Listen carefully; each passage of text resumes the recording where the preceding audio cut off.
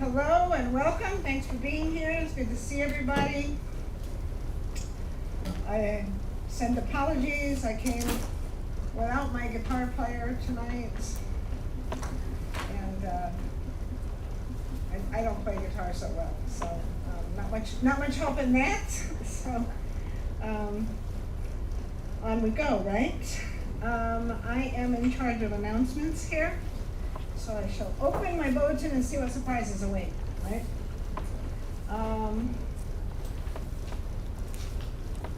We will continue with the Shabbat service in the morning, and all of our services continue to be live streamed. Those joining us on YouTube, hi and welcome. Thank you for signing on. We appreciate that as well. We do have Stump the Stars Jewish Style tomorrow night, both here at the synagogue, and also that will be broadcast as well, so you can join from home if you wish. We will not have a physical service here for Rishon next Friday night, also known as Christmas Eve. The rabbi will host a Rishon observance through our YouTube channel, and there is Matt, will that be the specific time, or will that would be login? I think it was around like 7:30, like a normal service time. Okay, around 7:30 in the normal service, so you can watch for that and the announcements, and join in for a special time from your own home. Then on the 31st, which of course is New Year's Eve, we will have our regularly scheduled service, and if anyone would like to stick around after, and we can play a few games and get somewhere close to bringing in the new year. Some people would like to get home before that happens, and all the other people come out and go home. But we have a little special extended time for New Year's Eve. All right, that seems to be the primary thing. There's no financial information for you there. Of course, anyone that's here tonight knows that the blue boxes are in the back.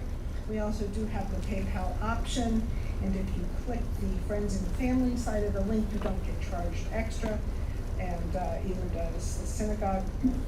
Get full benefit of your full donation through PayPal. I think that's it. So, Shabbat Shalom, thank you for being here. Sure. And on we go.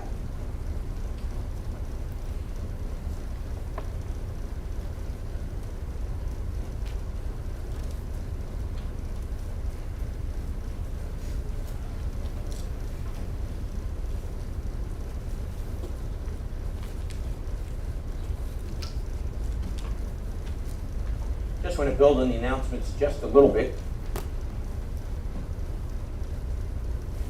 Number one, a guide to the celebration of Rishon. If you have not already picked up your copy, or if you've not already signed up on the website to ask that a copy be sent to you, make sure you do that. It's a Jewish observance of the birth of the Jewish Messiah. Take advantage of that. That's an excellent guide in helping us more effectively celebrate this wonderful time of the year, and doing so in a Jewish style. Second thing, speaking of that celebration, if you saw the other announcement went out by way of email concerning Stump the Stars Jewish Style, we have titled it, at Patrice's suggestion, as a central topic, but not the only topic, Myths and Mysteries of Christmas. Myths and Mysteries of Christmas. And we'll have a wonderful time interacting with some of the myths and the mysteries related to that holiday. But that will not be the only topic. That will be our focal topic. So, as a further encouragement to join us for that, I leave you with that descriptor. That being said, we're now ready to begin. Please join us in standing, facing the door as we welcome Shabbat, literally welcome Shabbat through the doors, so to speak, and join on Lechadodi, pages 14 to 25, as we welcome the coming of the Queen and anticipate the coming King. Lecha dodi likrat kala, Pane Shabbat nekabela. Lecha dodi likrat kala, Pane Shabbat nekabela. Lecha dodi likrat kala, Pane Shabbat nekabela. Lecha dodi likrat kala, Pane Shabbat nekabela. Hitnarim me'afar kumi, Mishi bigdai tefar techami, Al yad ben Yishai ve'hitalachmi, Karva el nafshi gala. Lecha dodi likrat kala, Pane Shabbat nekabela. Lecha dodi likrat kala, Pane Shabbat nekabela. Hitorari,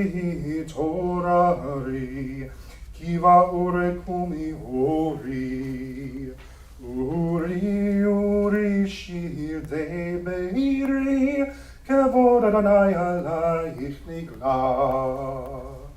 Lecha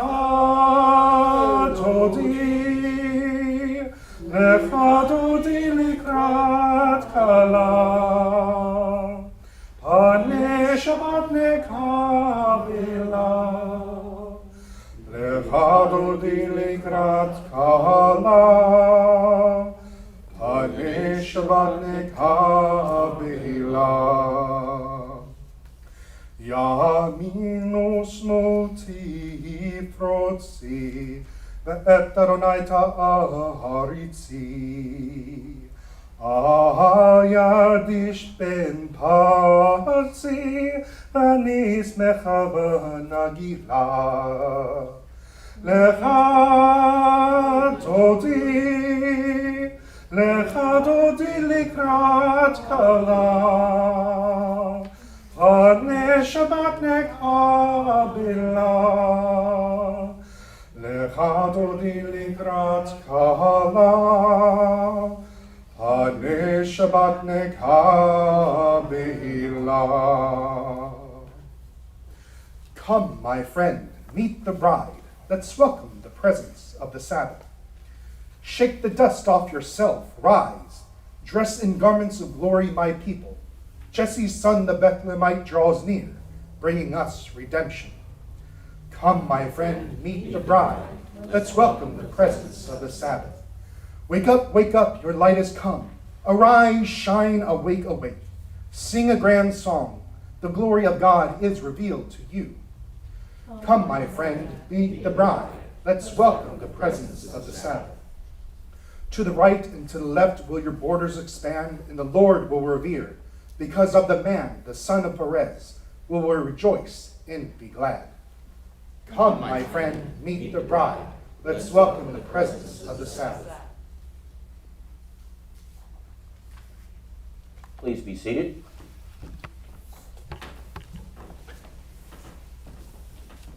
If you are observant, as you should be from week to week, because not only does the service change, but the cantor does from time to time as well. And so also then the verses of Lecha Dodi that we sing. So we did a couple verses of Lecha Dodi, one of which we do with some regularity, but one which we don't do very often at all. And for that I commend your choice tonight, Jacob, in light of the season, because the one that we sometimes do reminds us that Jesse's son, the Bethlehemite, draws near, bringing us redemption. And in that sense, as that was our ancient hope, so also is our anticipation of the celebration of the arrival of Jesse's son that draws near as well. That, of course, is a messianic reference, as also is in verse 8, one that we rarely, if ever, join in. The man, the son of Perez, direct ancestor of David. So also a messianic prototype, so to speak. So in Lechat Odi, we not only got a chance to welcome Shabbat, we get to anticipate the coming, or the coming celebration of the King, the Messiah, but we also look forward to the time when he returns, because verse 8 is a reflection of his return. It builds on the passage from Zechariah 14. When he returns, the mountains will be split from right to left as he sits down on the Mount of Olives. Very appropriate selection for tonight. Thank you so much for those verses and leading us through them in preparation for the season that we get to celebrate. All that being said, I skipped the 5th verse. Your light has come. So it's time now to light the Shabbat lights as we anticipate not only the coming light of the eternal Shabbat, the Messianic age, but we remember as we light the candles, God has given this to us to light up our lives because it's his commitment to us. He is our God. We are his people, and that's forever.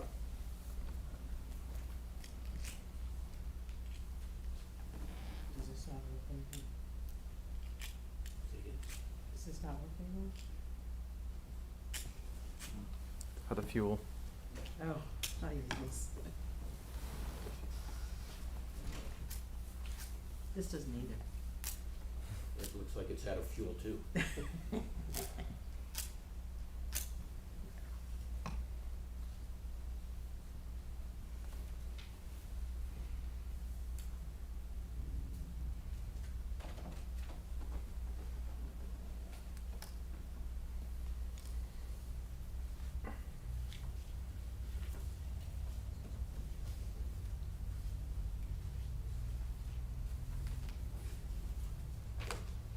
Baruch atah Adonai Eloheinu melech haolam, asher kitshanu b'mitzvotav, v'tzivanu lahadlik ner shel Shabbat. Blessed are you, O Lord our God, King of the universe, who has set us apart by your commandments and commanded us to light the candles for the Sabbath. Baruch atah Adonai Eloheinu melech haolam, asher kitshanu b'mitzvotav, v'tzivanu lahayot olo goyim, v'natan lanu Yeshu meshikenu ha'or ha'olam. Blessed are you, O Lord our God, ruler of the universe, who sanctified us by your commandments and commanded us to be a light for the nations, and gave us Yeshua our Messiah, the light of the world. Shabbat Shalom.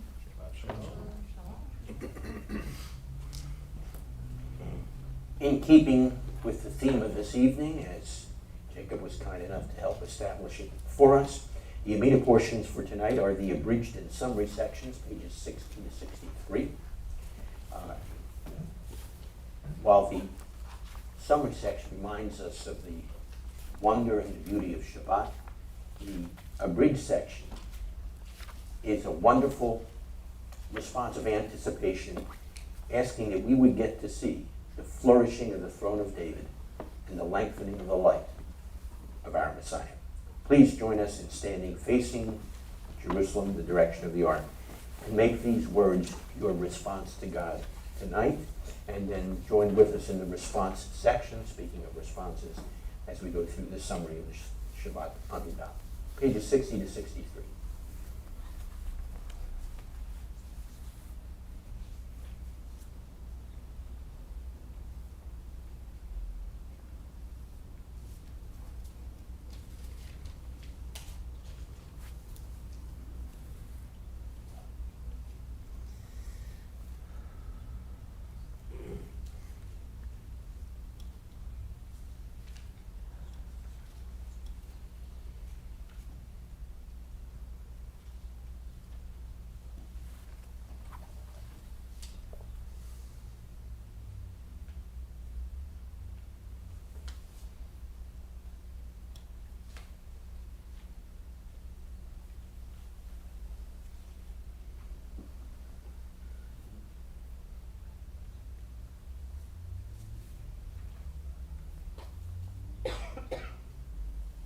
Baruch atah Adonai Eloheinu, Elohei Avotenu, Elohei Avraham, Elohei Yitzhak, Elohei Yaakov, El Hagadol Hagabor V'Hanora, El Elyon B'nei Shemayim V'Aretz. Blessed are you, O Lord our God, God of our ancestors, God of Abraham, Isaac, and Jacob, the God of Sarah, Rebekah, Rachel, and Leah. You are the great, the mighty, the revered God. You are the Most High God, who is Master of heaven and of earth. Magen Avot Bidavaro Chaye Beitim B'Ma'amaro Ha'el HaKadosh She'en Kamuhu Hamehiach Le'yamo Liyad Shabbat HaChodesho Kivam Ratza Lahaniach Lahem Lefanav Ne'avod B'yira V'Fachad V'nodei Lishmol B'chol Yom Tamid Ma'en HaBrachot El HaHodaot Adon HaShalom Mikadesh HaShabbat Umbarek Shevi Umeniach B'Kedusha Lehamedu Shnei Honeh Zecher Lema'aseh Bereshit Zecher Lema'aseh Bereshit.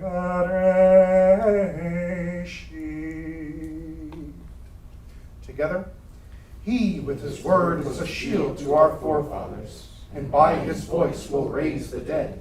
The holy God, like whom there is none, who gives rest to his people on his holy Sabbath day, because he delights in them to grant them rest.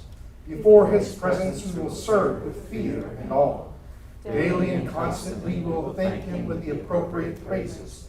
He is the God to whom thanksgiving is due, the Lord of peace, who hallows the Sabbath, and blesses the seventh day, and in holiness gives rest to a people filled with delights in remembrance of the creation. And so our God and God of our ancestors, accept our rest. Hallow us by your commandments. Grant our portion in your Torah. Satisfy us with your goodness. Gladden us with your salvation. Purify our hearts to serve you truthfully. And in your love and favor, O Lord our God, let us inherit your holy Sabbath. And may Israel, who sanctify your name, rest thereon. Baruch atah Adonai Mekadesh HaShabbat. Blessed are you, O Lord. You are the one who makes Shabbat special. You may be seated.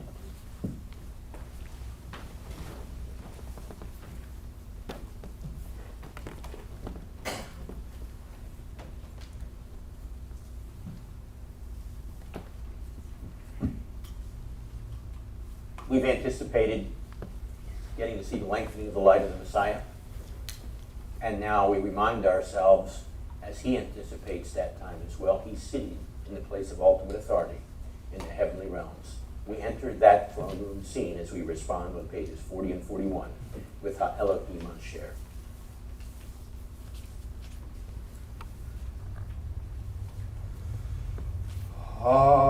Elohim asher diber mikadem pe'amim rabot uvidrachim rabot el ha'avot beyad ha'nevi'im diber aleinu be'acharit hayamim ha'eleh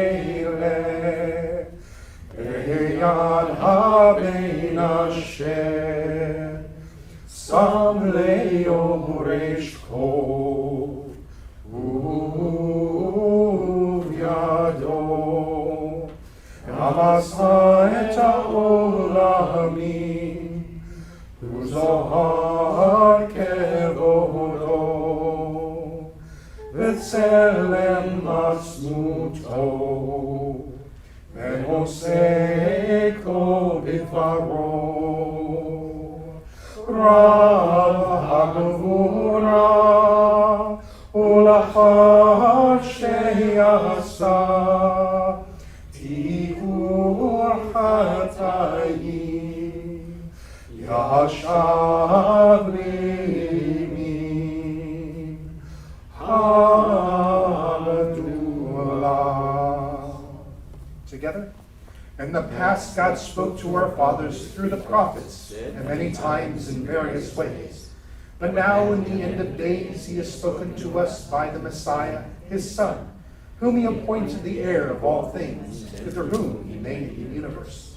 The Son is the full radiance of God's glory, and the flawless manifestation of his reality.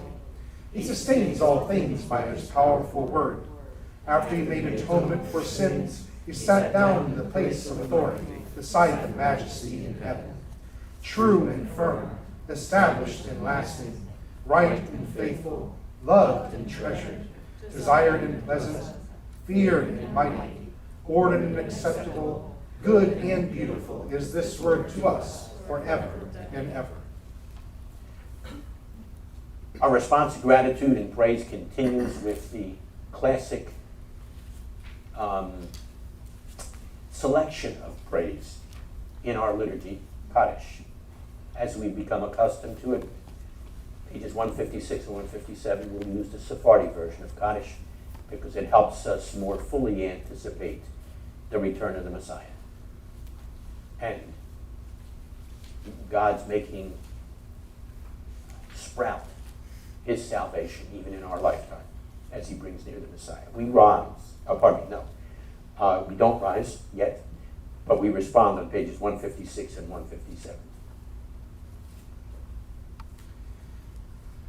יתגדל ויתחדש המהרה בה, ויעמד יברח ירותי, וימליך מלכותי, ויצמח פורקני וגרב משיחי. אמן. בחיי חונו ויומי חונו חיי דרכו בית ישראל, ויגלה ובזמן קריב אמרו אמן. יהי שמי רבה מבורך, לעולם עולם לעליה יתברך. יהי שמי רבה מבורך, לעולם עלמיה יתברך. וישתבח ויתפאר ויתרומם ויתנשא, ויתהדר ויתעלה ויתהלל. שמי קודשא בריחו. לעילא מנחו ברכתה ושירתה, תושבחתה ונחמתה, תאמירן בעלמא ואמרו אמן. יהי שלמה רבה מן שמיה, וחיים טובים עלינו, ויעקב ישראל ואמרו אמן. עושה שלום במרומיו, הוא יעשה שלום עלינו, ויעקב ישראל ואמרו amen. Glorified and sanctified be his great name in the world which is created according to his will. May he bring about the reign of his kingdom and cause his salvation to sprout, and bring near his Messiah in your lifetime and in your days, and in the life of all the house of Israel, speedily, yes, soon, and say, Amen. May his great name be blessed forever and forever eternally, blessed and praised, glorified and exalted, extolled and honored, adored and lauded be the name of the Holy One, blessed be he, who is high above, far above all blessings and hymns and praises and consolations which are spoken in the world, and say, Amen. May there be great peace from heaven, and good life for us and for all Israel, and say, Amen. He who makes peace in the heavenly realms, may make peace for us and for all Israel, and say, Amen. And now we get to stand, as we literally stand in the presence of the one who makes peace for us and for all Israel. And we ask that he reign in our lives and thereby create an even greater sense of such peace. We face Jerusalem. We respond on pages 34 to 39 of the Shema. Shema Yisrael, Adonai Eloheinu, Adonai Echad. Baruch Shem Kevod Malchuto, Leolam Vaed. Ve'ahavta et Adonai Elohecha, בכל לבבך ובכל נפשך ובכל מאודיך, והיו הדברים האלה אשר אנוכי מצווה היום על לבביך, ושיננתם לבניך, ודיברת בם, ושבתך בביתך, ובלכתך בדרך, ובשכתך ובקומך, וקשרתם להיות על ידיך, והיו לטטפות בין עיניך, וכתבתם על מזוזות ביתך, ובשעריך. Hear, O Israel, the Lord is our God, the Lord alone. Blessed be he whose glorious kingdom is eternal. Love the Lord your God with all your heart, and with all your life, and with all your strength. These commandments that I give you today are to be on your hearts. Impress them on your children. Talk about them when you sit at home and when you walk along the road, when you lie down and when you get up. Tie them as reminders on your hands and bind them on your foreheads. Write them on the doorframes of your houses and on your gates. There will come a time when these guidelines God has given us shall be, in fact, written on the doorframes of everyone's homes and gates, so to speak. It's the time that Vayechi Ben So looks forward to on pages 88 and 89.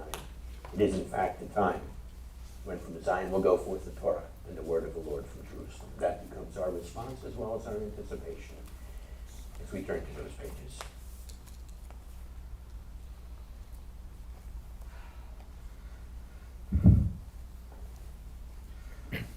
Vayechi ben so Aaron, vayomer Moshe, Kum Adonai vayofutzu uvacha vayanusu misanecha mipanecha,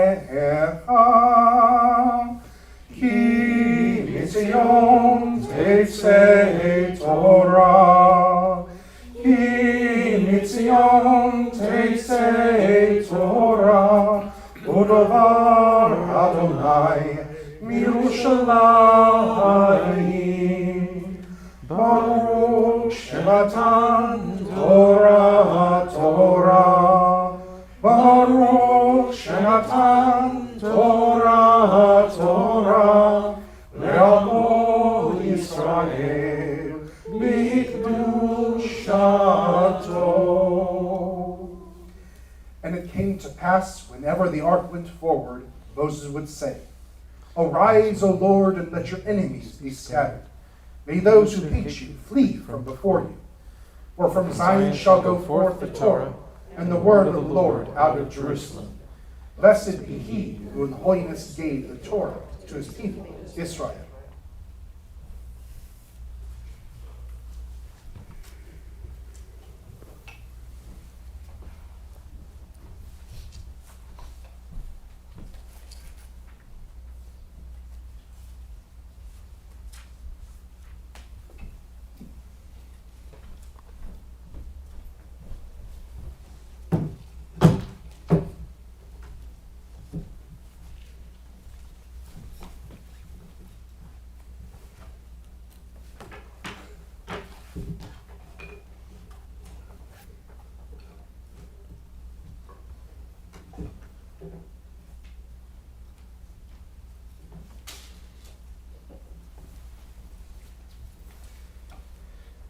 Mishaberach Avotenu, Abraham, Yitzchak, and Yaakov.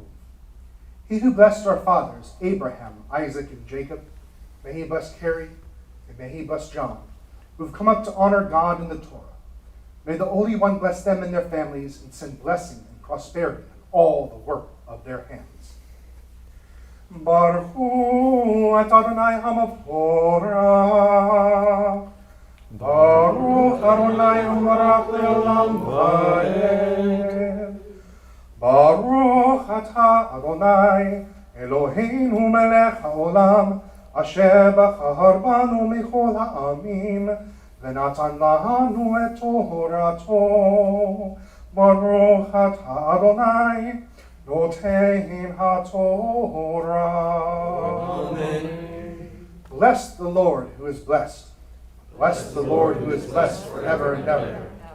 Blessed are you, O Lord our God, ruler of the universe, who chose us from all peoples and gave to us the Torah. Blessed are you, O Lord, giver of the Torah.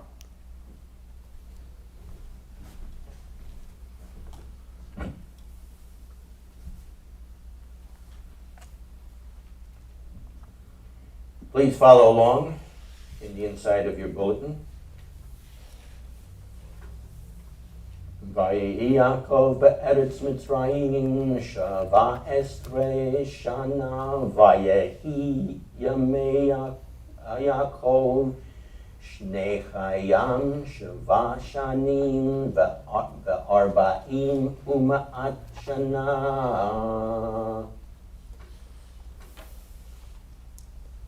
You may be seated.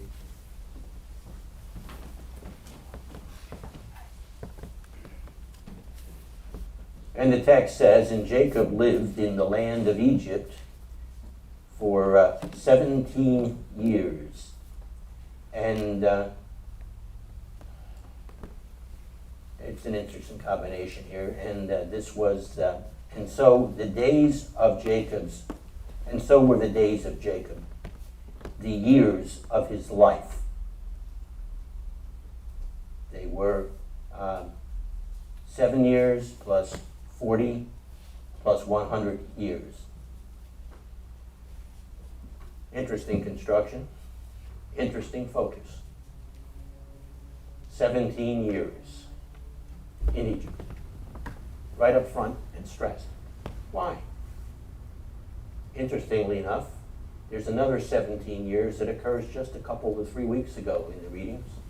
That's how old Joseph was when he had that fateful trip to visit with his brothers and ended up on another fateful trip to Egypt. The two 17s are there as the story of Joseph began, and the 17 reappears as the story of Jacob concludes. More on that shortly. But this is the last parsha. Therefore, yes, exactly. We got it. We've got another reading.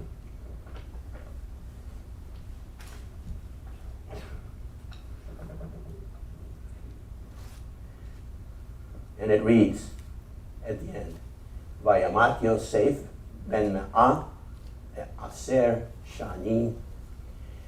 Interesting word.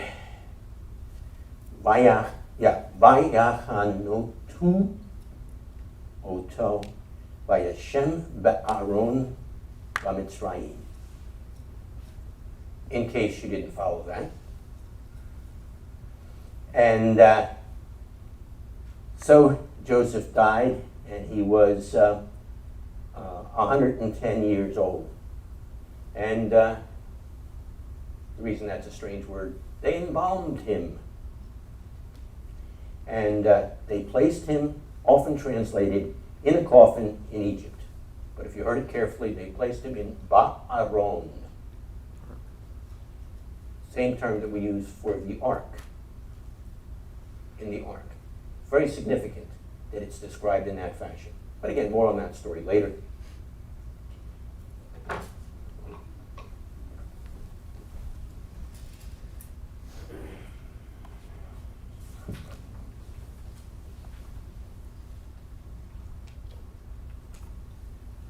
Baruch atah Adonai Eloheinu melech haolam asher natan lanu Torah emet V'chaye olam natabatochenu, Baruch atah Adonai, notein haTorah. Blessed are you, O Lord our God, ruler of the universe, who gave us the Torah of truth and life everlasting planted in our midst. Blessed are you, O Lord, giver of the Torah. You know, in my excitement about the coffin being an ark, I forgot to allow you to respond as you should. Hazak, hazak, v'nitchazek. Be strong, and so be straight. And the reason we can wish that for one another is because these are the very words that God has delivered to us through the hand of Moses, and we acknowledge that now as we stand again and respond on pages, 98 and 99. Transliteration is on page 95. Or is it the other way around? No, you got it right. I got it right, good.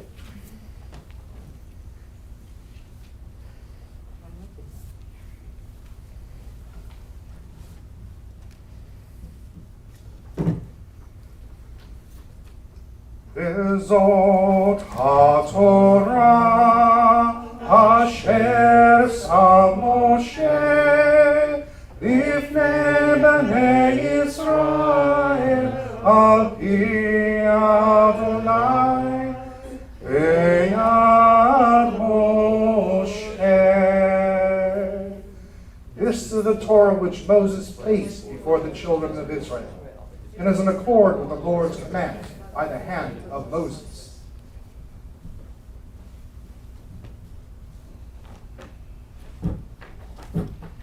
You may be seated.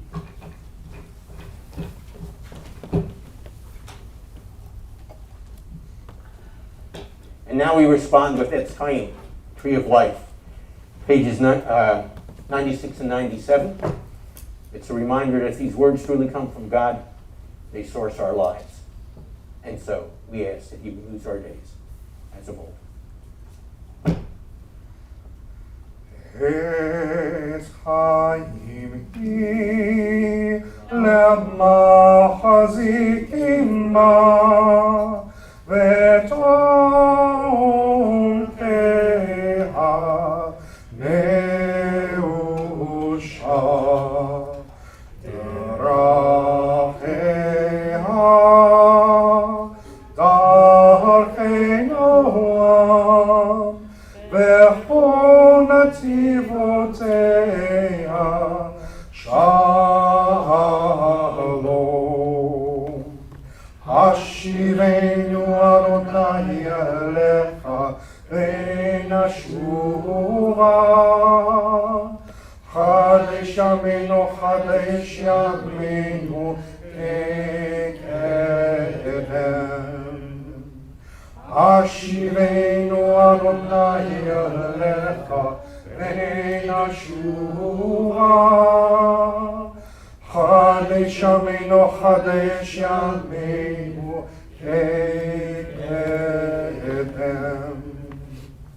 A tree of life it is to those who take hold of it, and happy are those who support it. Its ways are ways of pleasantness, and all its paths are peace. Turn us, Lord, to you, and let us return. Renew our days as of old.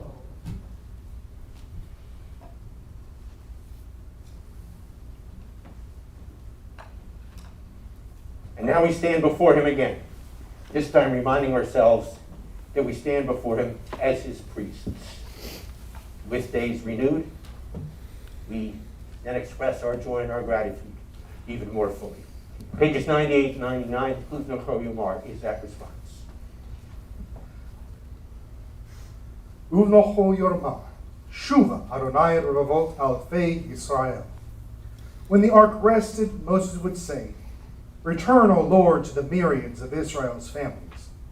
Arise, O Lord, to your resting place, you and your mighty ark. Clothe your priests with righteousness. May those who have experienced your faithful love shout for joy. For the sake of your servant David, don't delay the return of your Messiah. Ba'avor David abdecha, al t'shed b'nei yeshechecha. Ki lekach tov natati lechem, torati al ta'azovu. I give you good instruction.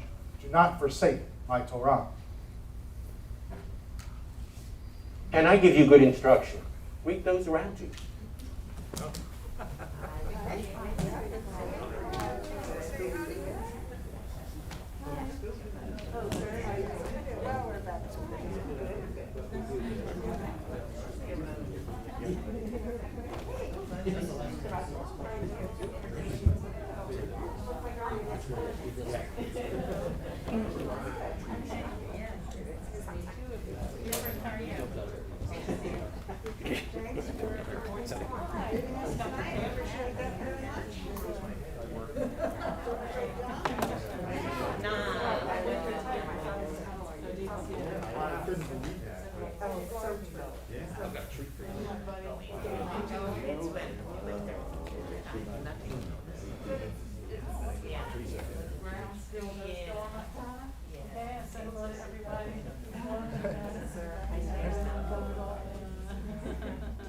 Nothing rude today, this year.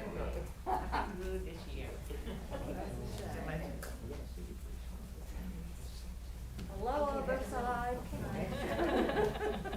And guess what? You get to say a more personal hello to the other side later. So enough with the hellos now.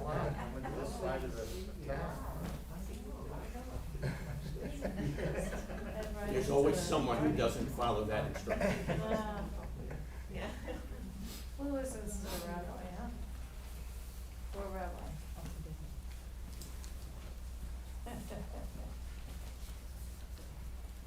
Tonight's Parshat Vayechi, opens with an invitation to recognize that Jacob's time in Egypt was not insignificant, even if he lived in Egypt for only a small fraction of his entire lifespan. As we read the text, and Jacob lived in the land of Egypt 17 years. So the days of Jacob, the years of his life, were 147 years. So what is the text trying to impart to us with the distinction between the 17 years he lived in Egypt and the total 147? And why the focus on the 17 years? Well, I gave you one hint already, but there's more to the story as I suggested. You see, Vayechi begins in a way that is unique among the weekly parashiot. Between every two other parashiot in the Torah scroll, we can see a break between the readings. Vayechi is the exception. It begins without any clear demarcation from the end of the parsha that comes before it, namely Vayigash, almost as if it's telling us that the two passages are inherently interconnected in some special way. And in what special way, you might ask? And by the way, I should add, as sort of an aside, that break, which is hard to find unless you know exactly where to look for it, is even more strongly contrasted because when we conclude the parsha, we end the book, and you've got a huge break. So that break becomes even more significant, or that lack of a break. Well, anyhow, in the 13th century, there was a French rabbi and Bible commentator who gave his reasoning for understanding Vayechi as inextricably interwoven with what preceded in Vayigash, as in fact that lack of a break indicated. You see, once Jacob arrived in Egypt and was reunited with Joseph, the previous anguish and trouble of his life were, in a sense, closed. Just like the break. And immediately after telling us that Jacob lived in Egypt for 17 years, then the text says the years of Jacob's life were 147. It's almost as if the final years were so good to Jacob and his family that the past was forgotten. And it was as if his whole life then had been enjoyable. Now, he may have intended his time in Egypt to be short-lived. But in the end, it was more than just a blip in his life. Moreover, Jacob's family took root in the land and prospered. And that's the way in which the text from last week ends. That's the closing verse. It's the Old English. They were fruitful and multiplied. In other words, they picked apples and they said 4 times 4 is 16, 5 times 5 is 25. Thank you, I appreciate that response. They prospered, and should I put it? That's pretty well put, I think. They prospered, and what they touched increased. Now, the French rabbi further suggests, and I quote, that all the years of Jacob until he settled in Egypt could not truly be described as chayim, which is what the text says, or life, seeing that they were all clouded by different kinds of anguish, end quote. Well observed. You see, it was only during his last 17 years, which he spent in Egypt, that his mind was at rest and not burdened by worries of one kind or another, like famine, what happened to my son, and so forth. According to the French rabbi, this verse was inserted into the Torah as a compliment to Joseph, who was in fact the cause of Jacob's last years being happy ones. During those years, Joseph repaid his father, who had sustained him for the first 17 years of his life, by providing Jacob during the last 17 years of Jacob's life. So last week's Parsha describes the events that brought Jacob to Egypt, while the closely interconnected Parsha of this week describes how this all impacted Jacob's life.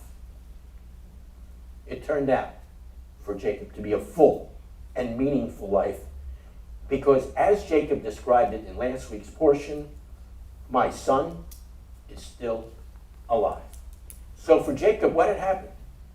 Joseph had been resurrected. Is this surprising? No, this is one of the patterns in the biblical narrative, as so often happens, because what happened to Jacob's grandfather? He thought he was going to lose his son Isaac. And it was for him a foregone conclusion, but his son was alive again, as if resurrected. But there's more to that verse in chapter 45, verse 28, where Jacob said, my son is still alive. You see, from his perspective, to Jacob, he was thinking he would go to Egypt. He would see Joseph, and then he would die shortly.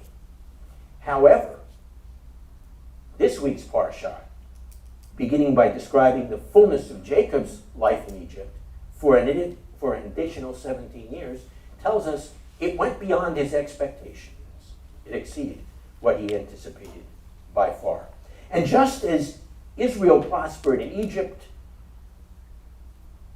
according to the last verse of last week's Parsha, by Israel I mean the children of Jacob and Jacob himself, the closing of the previous Parsha. So the opening of this week's Parsha tells us that Jacob prospered personally as well. Now, there are several connections, further connections and or conclusions that occur in this week's Parsha. So stick with me in this. First, concerning their time in Egypt. Before Jacob left to go to Egypt, this is chapter 46, last week's Parsha, in the opening paragraph, Jacob has another vision from God. You know, he had the ladder, he had the time he was wrestling with the angel, he has another one. In case you've forgotten, Jacob is a good guy. In this case, we are reminded that he is, ready for this, a visionary. Okay, the vision that God gives him, it says, I am going with you into Egypt. I will take you there safely. You will prosper there. And here it is, I will bring you back out. You know, God had said very much the same thing to Abraham as he was in one of the covenant confirmations that God had in his interactions with Abraham. Genesis chapter 15, verses 13 and 14. He told Abraham that your descendants will be leaving this land and they go into another land. There are all kinds of good reasons for why God did that, and I do mean good reasons. But he says, I will bring you back after some 400 plus years. So God was in fact fulfilling what he had promised to Abraham, and then he reconfirmed to Jacob about their time in Egypt. And so then appropriately,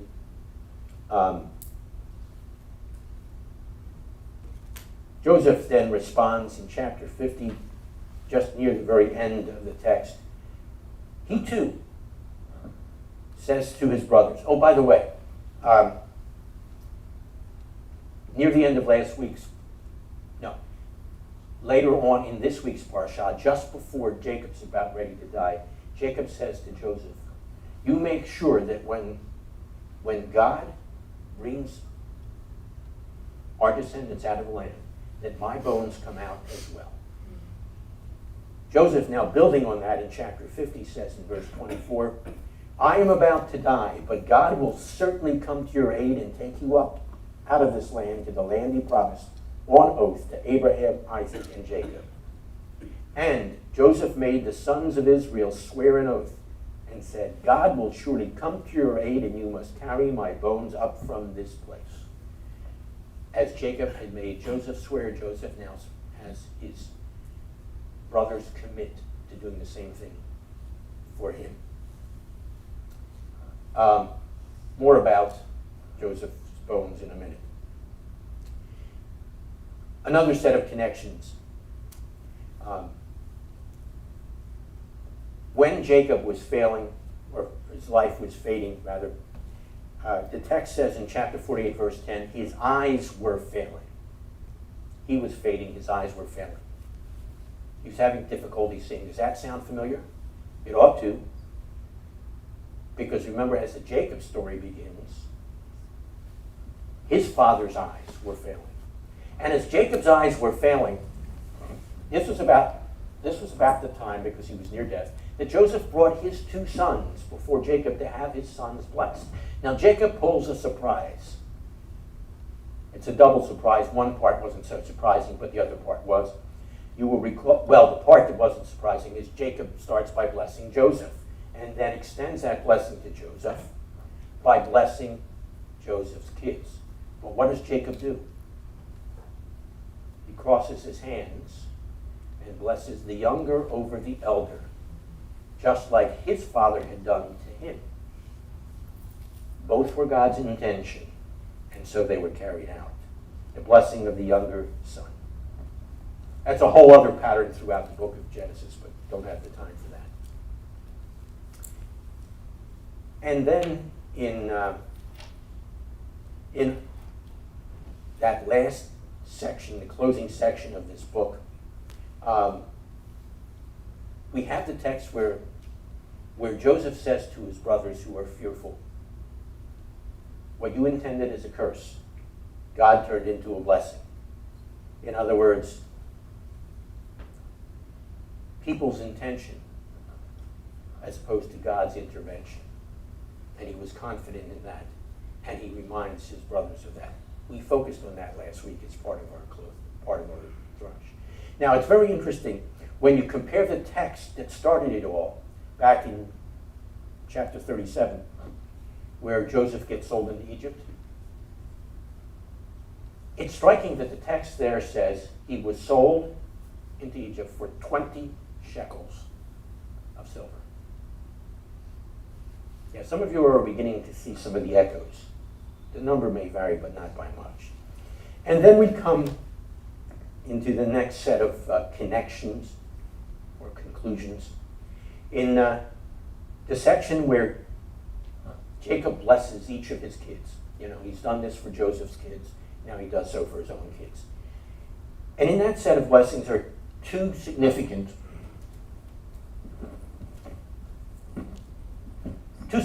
blessings. One to Jacob, both from Jacob, one to Judah, one to Joseph. And here's what he says, and it's striking that this passage falls at this time of year. He says, the scepter, the sign of authority or rulership, will not depart from Judah until Shiloh comes. That becomes viewed later on in our tradition as a messianic text. Judah will be the one who's ruler. It goes on to say, he will, verse 11, tether his donkey to a vine and his colt to the choicest branch. Okay, that's sort of cool. Well, it is cool because Levi HaShliach, Matthew, the writer of the gospel, points out that when Yeshua came riding into Jerusalem, he came riding in on what?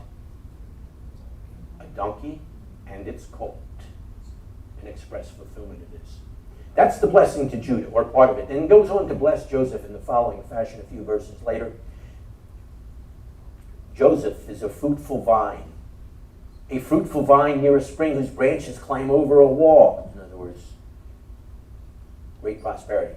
Because of your father's God who helps you, because of the Almighty who blesses you with blessings of the heavens above, blessings of the deep that lies below. Your father is blessed because of that. Your father's blessings are greater than the blessings of the ancient mountains, than the bounty of the age-old hills. Let all of these rest on the head of Joseph. Listen, on the brow of the prince among his brothers. Interesting. 2 sons, 2 rulers, 2 paradigms. In our expectations down through the years, and we find this in the rabbinic commentaries on the various messianic texts, we've got a paradigm, son of Joseph, Messiah, son of Joseph, and a paradigm, Messiah, son of David. David, who is Judah's greatest descendant. You see that in this particular text. Speaking of this text, what's the Haftarah text for this week? I'm glad you asked. It's David's dying blessing. So we have Jacob's dying blessing, we have Joseph's dying blessing, we have David's dying blessing, where he blesses Solomon as the son par excellence, through whose line will come the Messiah. And he reflects again back to the promise God made to him and the contract God made with him in 2 Samuel 7. Don't have the time to get into that. It's a whole other discussion. But please remember what happened to Joseph's bones. They were put into a coffin, the text says, which was really aron, an ark. In other words, it became something more than what it was intended to be. Something that was holy, so to speak. And those are literally the final words of the Parsha, the final words of this particular book as it closes. That becomes significant, because that becomes then a transition into what starts in next week's Parsha. Now there's a very interesting reflection, rabbinic reflection, on Israel fulfilling the oath they made to Joseph in bringing Joseph's bones out of Egypt. Here's what the Midrash says. When God went down to Egypt and the time for the redemption of Israel had come, all Israel were occupied with gathering silver and gold, that which the Egyptians were giving to them. But Moses was going around the city and for 3 days and 3 nights was laboring to find Joseph's coffin. For the Israelites could not leave without Joseph. Why? Because he so bound them by oath before his death, as it is said, our Parsha, and Joseph took an oath of the children of Israel, saying, and the rest is quoted. After Moses had tired himself out, a certain Segulah met him, and observing that he was weary from his efforts, she said to him, "My Lord Moses, why are you so tired?" He replied, "For 3 days and 3 nights I've been going around the city to find Joseph's coffin, and I cannot find it." Immediately, Moses placed himself by the bank of the river and called out, "Joseph, Joseph, you know how you have adjured Israel with the words, 'God will surely remember you.' So now give honor to the God of Israel and do not hold up the redemption of Israel." And immediately Joseph's coffin began to break through the waters and to rise from the depths like a stick. Moses took it and placed it on his shoulder and carried it, and all Israel followed him. Notice the emphasis in this text on 3 days and 3 nights, an important image and another important literary connector. And so we have these images swirling back and forth in our text, but ultimately the picture is that what we're dealing with here is messianic stuff, and therefore anticipating his coming, which is exactly what we're going to get to celebrate at this time of year. An appropriate connection. And therefore, a quick commercial. There are all kinds of myths swirling about Christmas and its celebration, about its timing, and some of the things that are related to its celebration. Those are some of the things Patrice and I will be dealing with tomorrow night. in Stump the Stars. So be there, or as they say, be square. And there's some mysteries we'll, as part of that process, unwrap as well. It should be some fun. But back to Jacob's blessing. Jacob's blessing Joseph's sons has within it a key thought. Genesis 48:16. Jacob says of his grandsons, "May they remember who I am and what I stand for, and likewise my fathers Abraham and Isaac, who they were and for what they stood for." So the question arises, so what did they stand for? And by application, therefore, what do we stand for? Well, in the words of the late revered Rabbi Jonathan Sachs, former chief rabbi of the United Kingdom, he reminds us of this, and I quote, and with this I conclude. To be a Jew, or those who've joined with us in this community, is to be an agent of hope in a world serially threatened by despair. Boy, is that very much on target. Every ritual, every element of Jewish life is a protest against escapism, against resignation to the blind acceptance of fate. Judaism is a sustained struggle, and these people in the text we looked at certainly experienced some of that. Judaism is a sustained struggle, the greatest ever known, against a world that is, in the name of the world that could be, should be, but is not yet. End quote. So thank you, Rabbi Sachs. And to you I now say, so don't let the light go out. In fact, as Yeshua reminded us, you are the light of the world. So be like a light that's set on top of a mountain in a city, so that people will see your light, and so give glory, give credit to your Father in heaven. Just some connections as we conclude this particular striking book. Time for a response.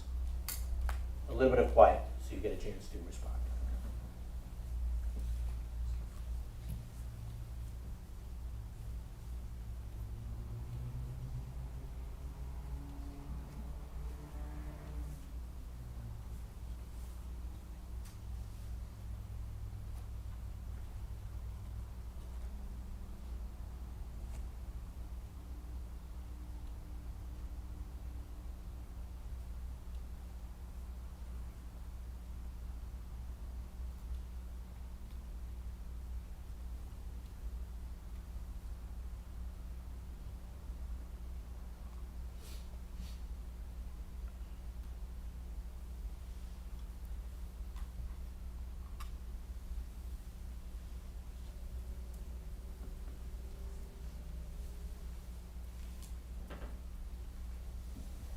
The whole theme this evening, or at least a good part of the theme this evening, has been on anticipation, from lengthening of the light of the Messiah to arise, shine, your light has come, to the Elena, when we look forward to the time when the world is perfected under the rule of the Lord Almighty. It's the time of the kingdom of David's greater son. And so in this season of anticipation, we continue that anticipation as we rise and as we respond from pages 102 to 107 with the Elena.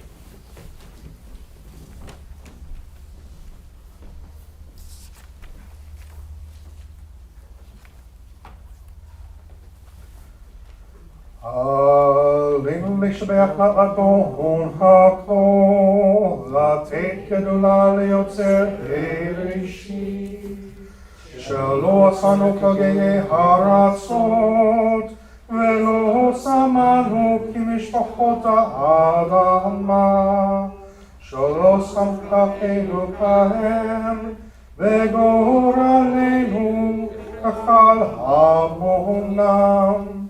ואנחנו קוראים ומשתחווים ומודים לפני מלך מלכי המלכים הקדוש ברוך הוא, שהוא נוטה שמיים ויוסר הארץ, ומושב יקרו בשמיים ממעל, ושכינת עוזו ויבן מרומי. הוא Eloheinu, Elohim. Et Malkeinu, Efesulato, Kakatsu Batorato, Vayadata Hayom, Vahashevota, Elevavecha ki Adonai, Hua Elohim, Bashamayim Mima'al, Ba'al Haaretz Mitachat, Eno. Together? It is incumbent upon us to praise the Master of all, to exalt the Creator of the world, for he has made us distinct from the nations and unique among the families of the earth. Our destiny is not like theirs, our calling is our task. We bow down in knowledge before the King of Kings that there is none like him. For he stretched forth the heavens like a tent and established the earth. Truly there is none like our Lord and King. As the Torah says, you shall know this day and reflect in your heart, that it is the Lord who is God in the heavens above, and on the earth beneath there is none else. We hope, O Lord our God, to soon behold your majestic glory, when all abominations shall be removed, and all false gods shall be at an end. Then shall the world be perfected under the rule of the Lord Almighty, and all mankind shall call upon your name. For to you every knee must bow, and every tongue declare that you are God. Reign over us soon and forever. May the kingdom of David's greater son be established forever. For then shall the words be fulfilled, the Lord shall be king forever. And the Lord shall be king over all the earth. On that day the Lord shall be one, and his name one. Vaneh Amar Vahaya Adonai Lemelech al kol haaretz Bayom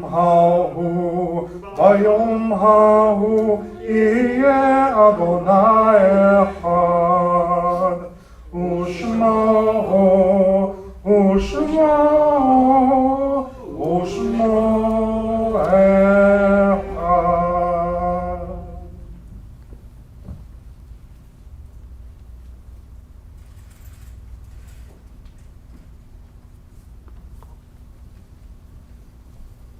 Please be seated.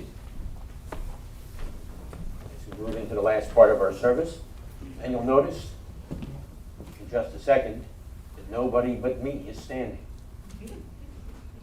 But I'm going to invite, if you're